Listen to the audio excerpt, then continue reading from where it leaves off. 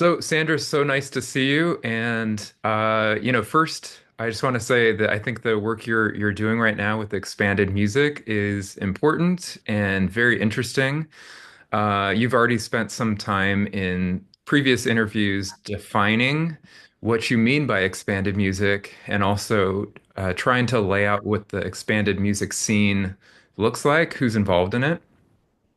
So I thought maybe today we could discuss the process of composing expanded music, and maybe we can just start with a general explanation of like how is the process of composing expanded music different from, say, like traditional concert music, absolute music. Yeah, so maybe you can start there. Yes.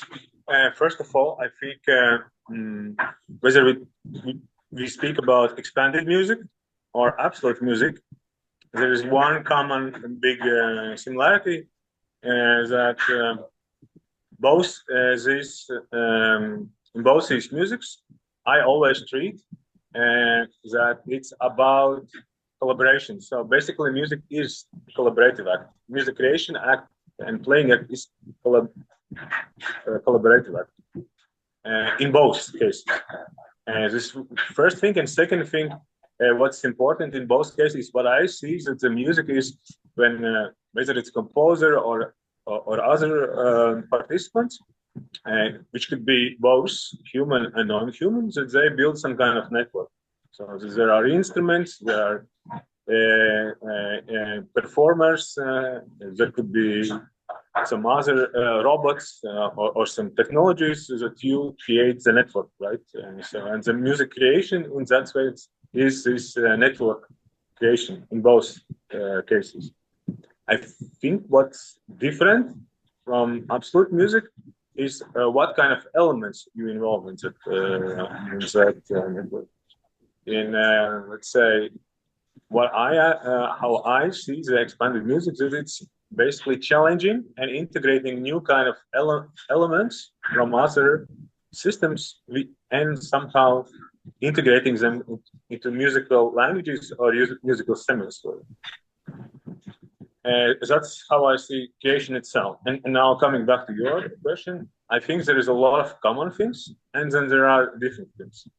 So I'm not so much interviewed absolute music composers, but I have met many, and my friends are many, and I think there are, let's say, generalized. There, of course, in different things as well, different composers, but like generalized, let's say, ideal task how they do how I see that they do that they have some kind of idea or inspiration. Then there are research stage, and then there is a concept stage, and after concept stage there's composing and structuring. Then you're showing some piece uh, to performers. You get feedback, you improve. You have first rehearsals, you improve. You have a performance, and you improve. And this is a little. This is like general class. And what's different in let's say again in ideal type, right? So there's a different composers to do in different ways. But let's say if you generalize, what's different there is that you, how I see in expanded music from those interviews, there are some other middle stages inside. Basically, after the concept stage, you, very frequently you build tools, right? So because whether it's software tools for the idea or it's hardware tools, so basically you build the tools how to integrate these other elements into the system. That's one difference. So basically, because you are dealing with non-musical previously non-musical elements, so you have it's more out integrated, more outward thinking, and then there is the experimentation stage frequently. So when you experiment, how you apply the tool and how you what results it gives. And some composers on that stage even propose prototyping, like Xenakis, so that maybe you start with prototyping. Then, of course, as it's more complicated network, you maybe a little bit more earlier, you engage performers.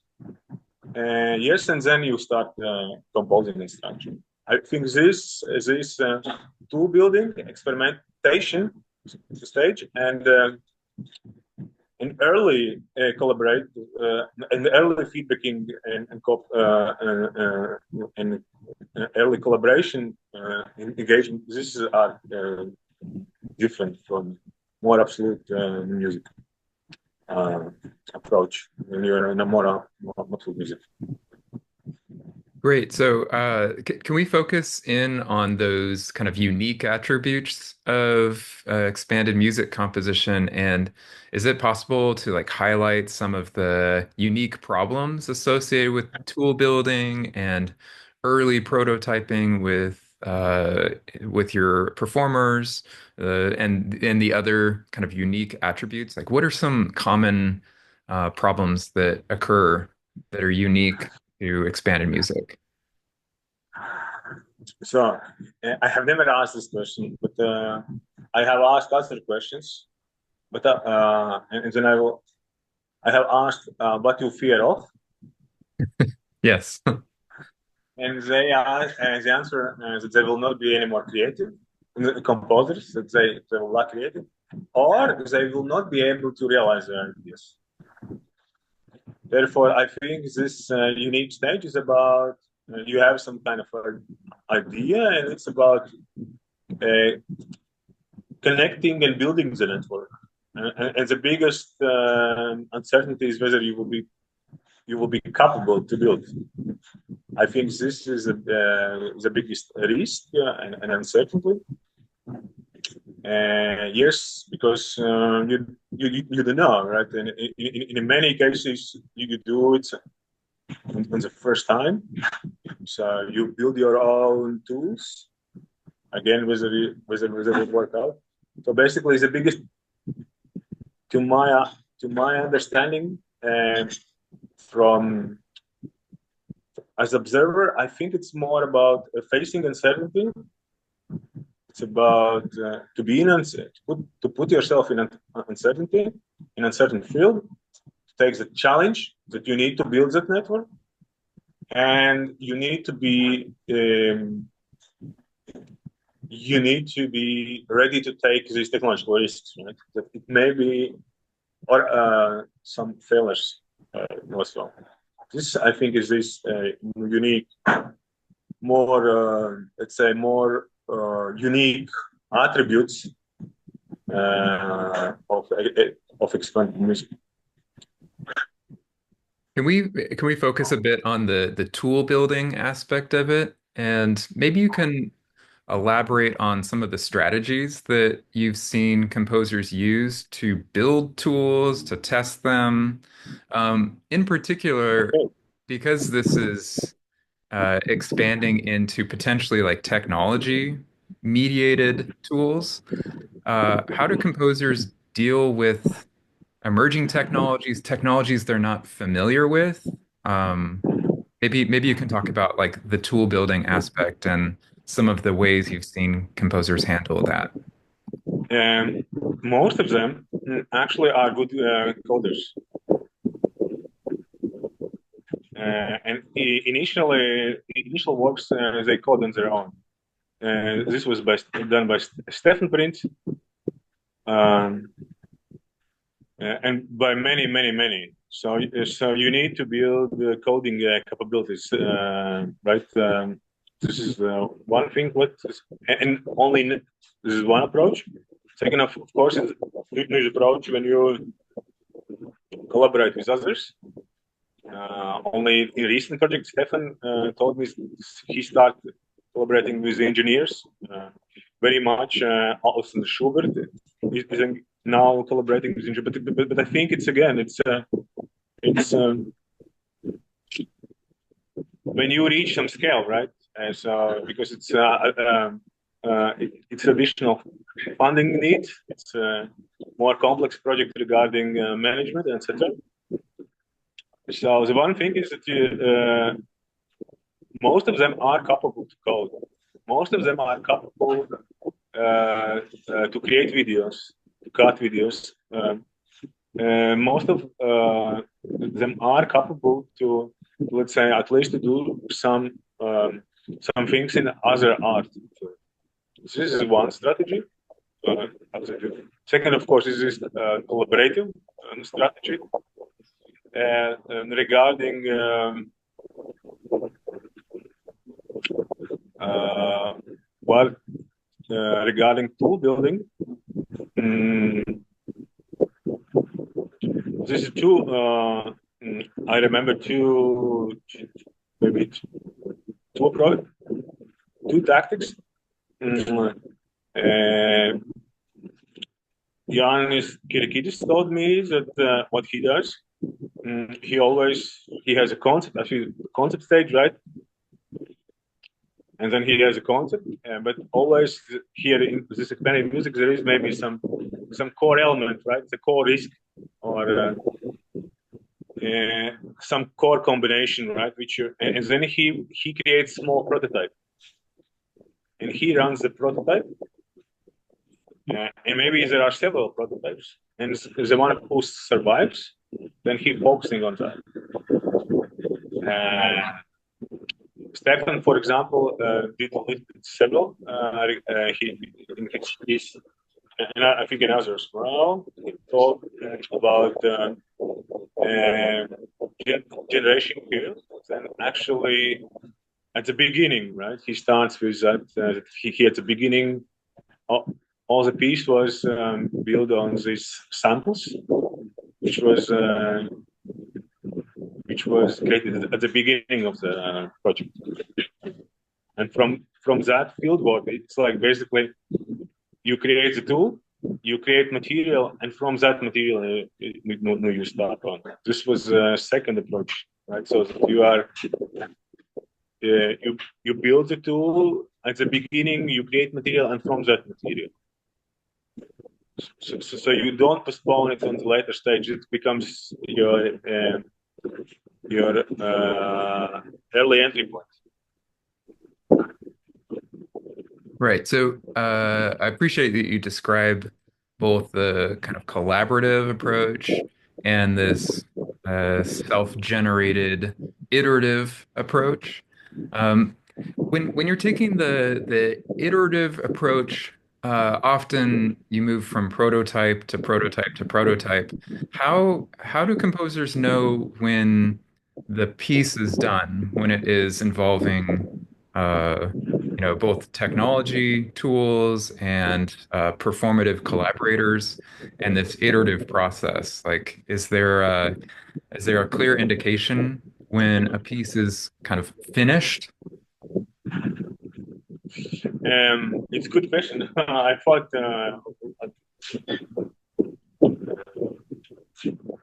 I know from absolute from my friends of absolute music, and some of them are changing the piece all the time, right? And then there is this one thing. So I think it's good question, but good question to pose in general, right? And second, to be honest, most of the pieces are performed once, right? That's why I would say I think pieces are finished when it's performed, and maybe next version will be different, right?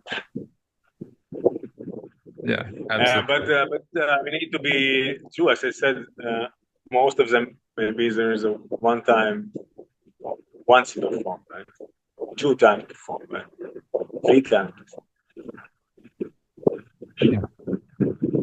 Let me ask you a bit about the working at scale. You mentioned Stefan Prince and Alexander Schubert and others who are able to find grants to support larger collaborations.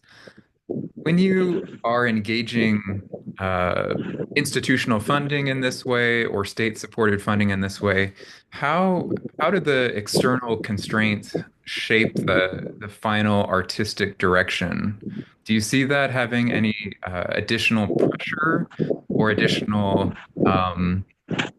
shaping force? To be honest, no, none of the composers didn't say anything about it. That they are they have fear about that. They said that they have a fear less to be creative, that they will lose this creativity, which satisfies them. And from their own perspective, that they will don't feel any more creative enough. They will lose it. And then they said that they will, some of them maybe that they will be irrelevant, but this is only a few.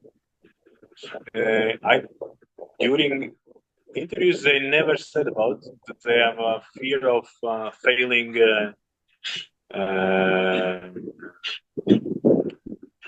That they somehow fail zoals procure the work, etc. Or funding. About that, one thing. And second, I think it's an absolute music as well, right? So you write for when you write for bigger, when you write for full orchestra, right? Just bigger cost, right? And if you write and if you create pieces like Alex Schubert, it's just bigger cost, but you can do with few small. It's like in absolute music, you can go with chamber music, or you go with one musician, or you can be self musician as well. So I think there is no big in that regard. I don't see any difference. But about internal pressure, I cannot get it.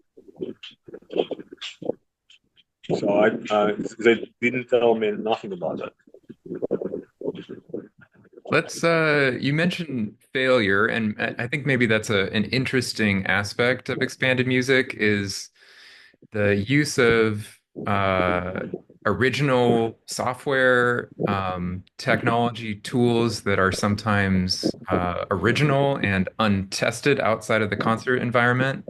So maybe we could talk about how composers manage the risk of tool failure, of these kind of like extra musical implements, and how they can go wrong or not go quite right in performance. So how do composers deal with that potential?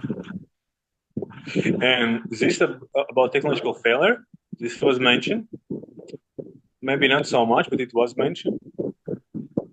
And again, from my perspective, right?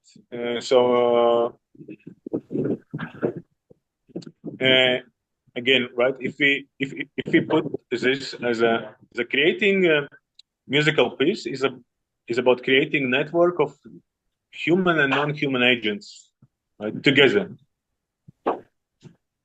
And failure is about one thing that it falls down, right? So the network splits or something. And I think one thing how you can create more and more sustainable network is just to test the network more and more times. That's why I think one good approach it would be just to enhance rehearsal times and just to try to do many times so that you get some stability of the network. This would be how I see how it could be done, right? Just as this network is very fragile, even in absolute music, when you have a lot of instruments, a lot of people, and it's very fragile and it's very painful. And as I know from my composer friends, in absolute music, again, it's rehearsal by rehearsal, it changes the things, right?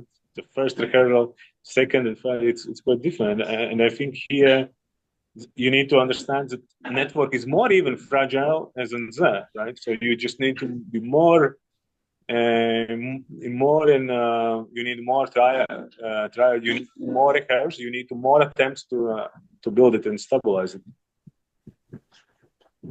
Have you had a chance to talk to performers of expanded music and ask about their experience in this fragile network that you're describing? And that's unfortunately not. So at the beginning, I always was interested in composers. Maybe my next book would be about interviewing performers, but somehow it's always composers. Yeah. I know having worked with performers on these kinds of pieces that the experience can be quite different from previous experience, even previous experience using technology in music that might be more uh, accurately described as absolute. Often putting performers into these situations uh, brings out different aspects of their performative abilities, sometimes enhancing them and sometimes hampering them. So I think it's a really fascinating aspect to this whole idea of expanded music as the performative experience. And in a really similar way, the relationship between the piece and the audience, between a piece of absolute music versus expanded music, might be quite different as well. You talked a bit about the kind of testing stage and how with expanded music there's an opportunity to kind of involve the audience in the performance in some way and the like need to maybe test that ahead of time. Can you describe what that might look like to have basically like a test screening, a test listening with audience to see how a piece responds with the audience, if it works with the audience? Yeah, so this is good, interesting. Mm, I think only once. Okay, there is several things. And first of all, I think it's due to the scene, which is a very privileged, and funding doesn't come from audience, but come from them. Maybe the structural layout is uh, that composers ultimately thinks about realization of their own idea, which is self-obvious, and I think it's good. And even I remember Simon Steen Anderson told me that ultimate and the first listener or the first experiencer is himself, right? And basically he needs to surprise himself, and then he cares about others. But there was the cases I remember that somebody told from composers that actually they are as well, of course, as everybody, right? A little bit interested about response, and then one solution was that they creating some small piece and sending it out and collecting feedback during the composing process. Some short, maybe some important, some maybe important part. And of course, there is other writers expanded music, but there is a more interest into there is as well as that you use this semios, right? You turn it down or change all music semiotic settings of the concert when you start involving audiences from. And this is, of course, are a lot of cases like that. This could be using your mobile phones or using your touch, right? So you are asked to touch musician, and based on how she or he responds on the touch, the next things happen. Or there are pieces that you are asked to do some music on stage. Yes, it's but even those cases, they are, let's say they are more again in this innovative nature. It's not about pleasing audience or responding to audience. It's more about okay, how what could be concert if we will do that? How it would be the music if people allowed to, let's say, to touch audience to the musician, right? If there will be direct contact on that, or what would be the concept if, let's say, if we will ask, if we will involve audience for mobile phone, how it would change uh, a concept of peace, right? In that way, I would say, okay, more or less, expanded music is very egocentric, right? At least in Europe, they're not so much uh, interested into how audio how audience perceive. So, along those maybe similar lines, uh, in terms of not so much aesthetics and concept, but more along the lines of accessibility for all audience members. Like, have you spoken with composers about for example, like making sure, like how do you plan for the unforeseen? For example, like I'm going to involve the audience using cell phones. What if an audience member doesn't have a cell phone? Or what if I need the audience members to move around in the concert? What if someone has trouble moving around? They have accessibility issues. Mhm. Like, what if you're involving strobe lights and you have audience members who are photosensitive? Like, have you spoken with composers about these sort of audience accessibility issues and how they might manage that? Yes. So two things. I have never asked them about that regarding their pieces, but I have been participating in pieces where was phones used, and I think there was both mobile apps. Yes, I remember for Android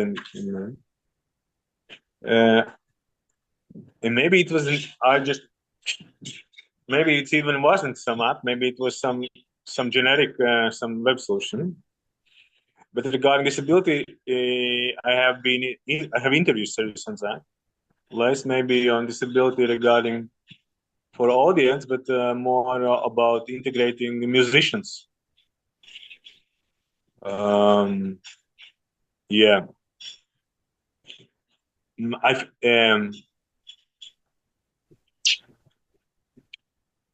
I, I completely from that what I learned from those interviews. I completely understand your question because it's very fundamental in a way that integrating people with different diverse abilities is a huge challenge in music itself, right? So it means basically redesigning the whole process and building more, relying more on universal design principles and etc. This is when you just this is the problem happens when you trying to work with musicians who has disability. It's a huge challenge for all scene or all those who involved. It's um, making uh, different principles how the network should be built. So you need to have different plan A, B, C, D. And I think during that, if we take from that perspective, of course, it's even harder. Uh, and it's some thinking about uh, how how to engage music if you have very different diverse abilities, but not from musician, but from audience as well. Of course, it has creates additional challenges. But meanwhile, I see many pieces, and I think they are solved as well. So I think it's about just creating this uncertainty, right? So you need to with all these uh, situations when you combine previously less combined elements, you're involving new agents. You just are in the new field of uncertainty and bigger uncertainty and bigger risks. And you, as a not composer, but because not only composer creates a network, maybe some other as well. You just you need to manage this uncertainty. Uh, yeah, you need to be capable to hold it, and you need to be and you need to have skills. Yes, to build that network. Even this manager risks, right? And build the network. I don't know whether I answered your question. To be No, yeah, honest. you did. You did, of course. I think it's just it's a lot, right? I mean, At some points, I find myself in situations where I think, Why didn't I just go the easier route and compose absolute music? Like to just pencil and paper writing music. Instead, I'm making code and I'm managing all of these different concerns and then trying to anticipate what else could go wrong. How do I manage it when those things go wrong? Or what if this unexpected thing happens? So it's it's a lot to manage those things, and they do at sometimes seem outside of the scope of music, which I think is one thing that is risky, as you've said. Um, and you mentioned just a second ago about the different agents, and earlier in our conversation you mentioned non-human agents.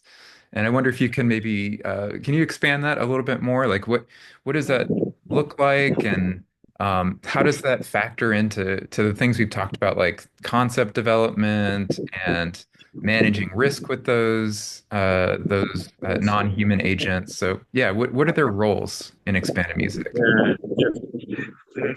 At the beginning, right, I told you about that music is collaborative act, and second, music is a network building. Any piece is basically a network. And in absolute music, we have a non-human agent as well. It's instruments, right? So there are a lot of composers who has idea but, in absolute music, but they can't get out the sound like they would like from that particular instrument, right? Because it's impossible. And then you have different right techniques uh, uh, that's why what I say in expanded and non-expanded music there are those non-human agents which has, let's say, their own rules. And both is when you in absolute music, when you have musicians, instruments, right, uh, concert hall, and etc. You just building the network. Here in absolute in expanded music, it's the same. Only could be different elements, right? So in expanded music, it could be technologies, new hardware, new unexpected right some objects like it's maybe installation some other space or space location or which is like especially like let's say in site specific works or it could be some kind of dance, right? And again in dance there is language, right? And maybe there's performance and there's what you see in language, some kind of pop. And yes, and then the same thing. What happens in absolute good music when you create network, the same things happens here. Only, as I said, only agents are non-human agents are different, objects are different. Uh, that's basically that you combine with you integrate different elements, and that's why the risk are which we talked previously. You are just exposed to bigger risks, right? So because you are trying to build new to create network with new elements, which maybe only few have done before, or maybe sometimes none done before. So you don't know how easily is integrate integrated element into the network, or what is this element, what's software, how it will impact all others elements, or how it will impact your compositional idea, right? Because you will realize that you need to change. It's not possible, right? And then it starts the software will start shape you, or some object will start shape you, and some I don't know some kind of new do-it-yourself instrument, right? Let's say, or some kind of robot on the stage. And yes, it's basically this Uh, these non-human agents are in both networks, but the exception is that there is new elements which are coming up. So you are exposed to different. This you have a higher risk, and you have a higher pressure challenge to integrate it, to integrate it into into network. Let's let's focus on the maybe the differences after performance. So a piece has just been composed, it's been performed. What is the post performance, post composition stage look like? And just as like a way to contrast that, I from experience know that in like traditional concert music, one aspect is that the score is, maybe revised and finalized, maybe sent to a publisher. That perhaps there's a recording session and you mix the recording and release the recording. Perhaps there's video documentation to go with it as well. But I assume that those things also happen in expanded music. But are there other concerns post completion? Only one thing. Uh, maybe there are some that I have never asked, but only one thing which I know. It's YouTube and YouTube teaser. Because yes, I think YouTube is very important place where work lives afterwards. It's not SoundCloud, but YouTube, and that's why many composers invest a lot of energy, or the group which not composer, let's say it's a group which created piece or performance. They're trying to build very good teasers as well, and to launch into internet so that they have exposure. Yeah. So that there are some kind of digital history or some digital footprint. It's, What about pieces that have additional like experiential elements to them? Like what are some challenges in documenting those and sharing those with audiences that were unable to attend and experience directly performance? yes, yes. I imagine what you're saying. Mostly a lot of those Alexander Schubert pieces, right? I don't know how I know what one strategy what he usually does. I think he's very good on explaining. Actually, he runs a piece, and then whether he records video on his own or he some twice we made video for him interview where he explained all how it's built, all how it's intended, and etc. Yes, then it's become very crucial because otherwise yeah, that's you can be part of it. But I think most of expanded music are experiential based. The concert becomes very important. But as it's multisensorial, it's very important. Is digital footprint of that, and it's usually YouTube. So the piece should somehow live after that in YouTube. Hmm. This is important. Yeah.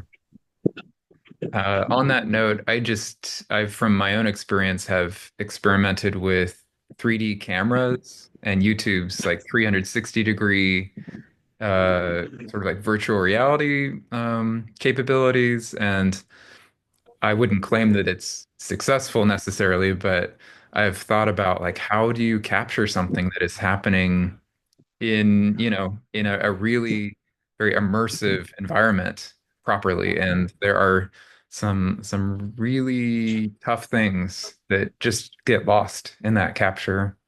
So I guess it makes me think of, and maybe this question is totally irrelevant to composers, but it does make me think of like the legacy of these pieces. You mentioned earlier that they often have one performance, maybe two.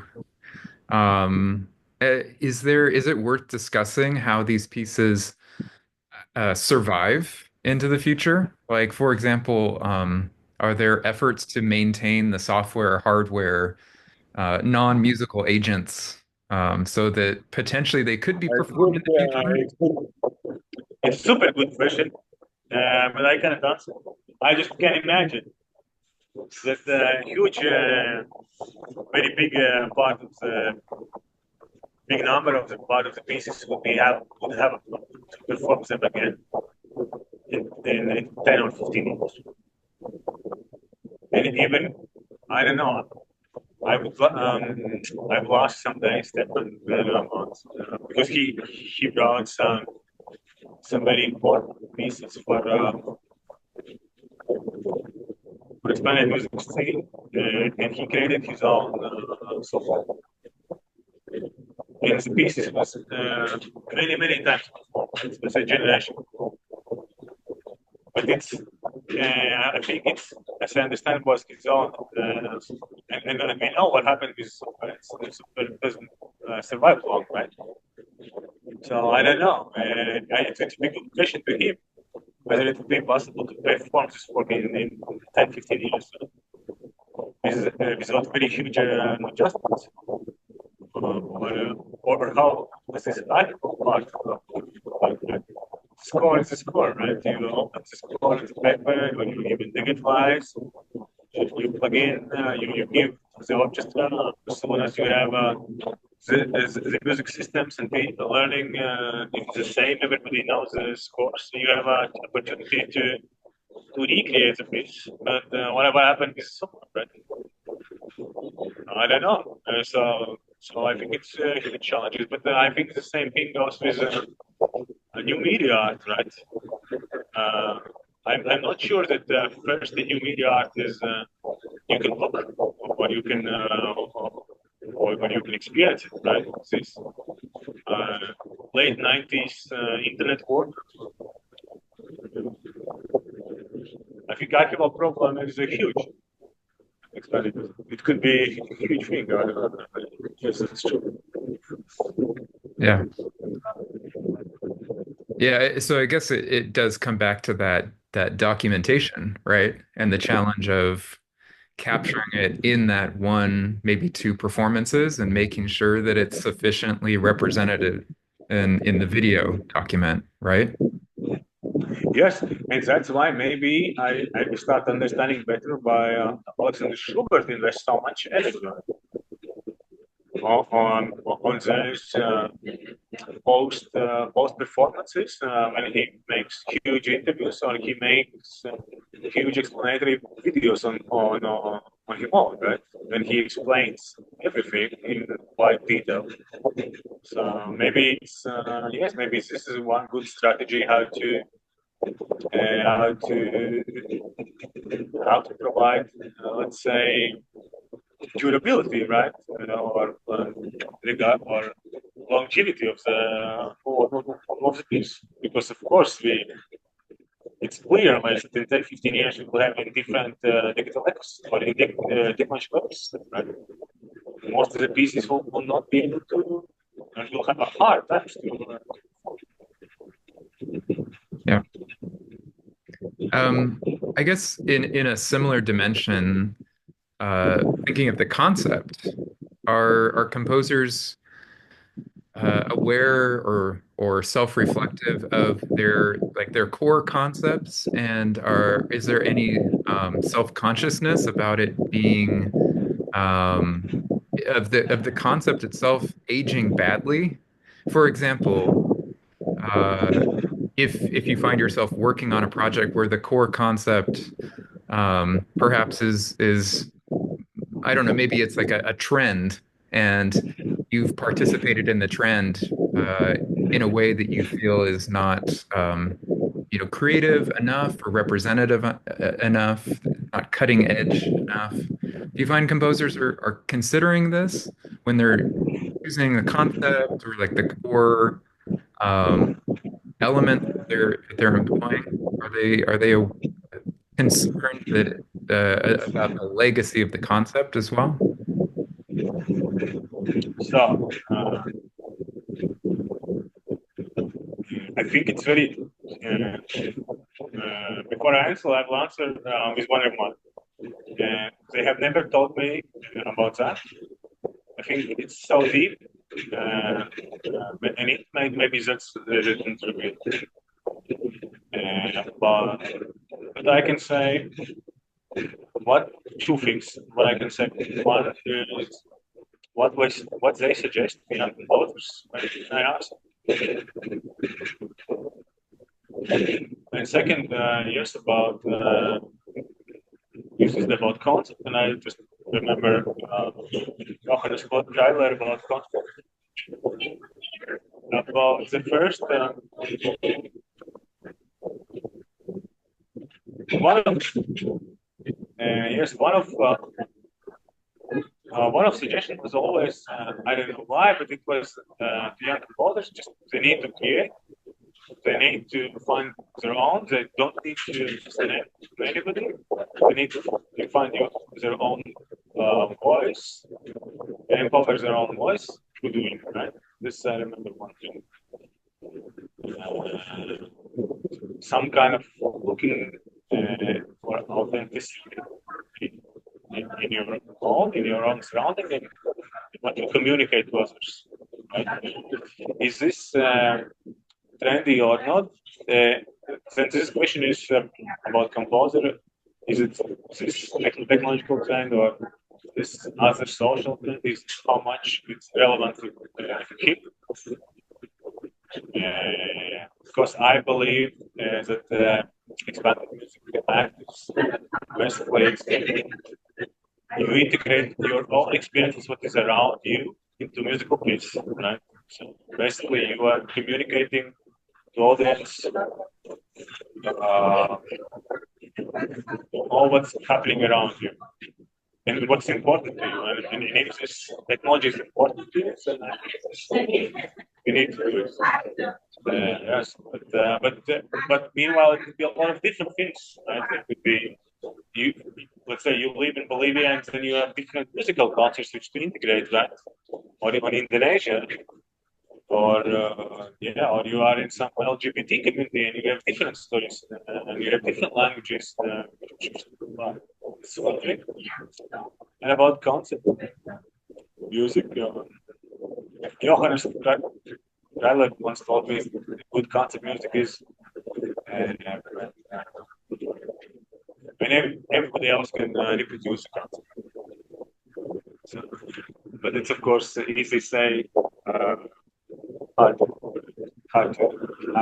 It's easy to write musical content, which is everybody will reproduce in the same way, right? Even for him. Oh, Yes, that's what I wanted to say. No, okay, was I answer the question? If it was a question about how much, there are composers which very much connected to characters and expanding. There are somebody who is not so much. Alexander Schubert always looking at all this imagine stuff, but there are composers which are not. Like said someone it's not very much. It's not very much. Jennifer Walsh, maybe AI, but other things not so much. So yes, I believe it's more about personality, what you as a person is interested in. If you are interested in imagine technologies, I think that's the way. If you're interested in different cultures all around you, if you are interested in different art forms, integrations, and I think this is a beautiful thing with technology music. It just liberates everybody, right? So you can huge freedom. You can get different kinds of elements which is important for you, and don't rush and don't go and don't follow any fancy trends. Yeah, what a beautiful way to end that. And I just want to thank you again for your time to talk about expanded music composition today. And yeah, really appreciate your work on the subject. Yeah, thank you. Thank you. Yes.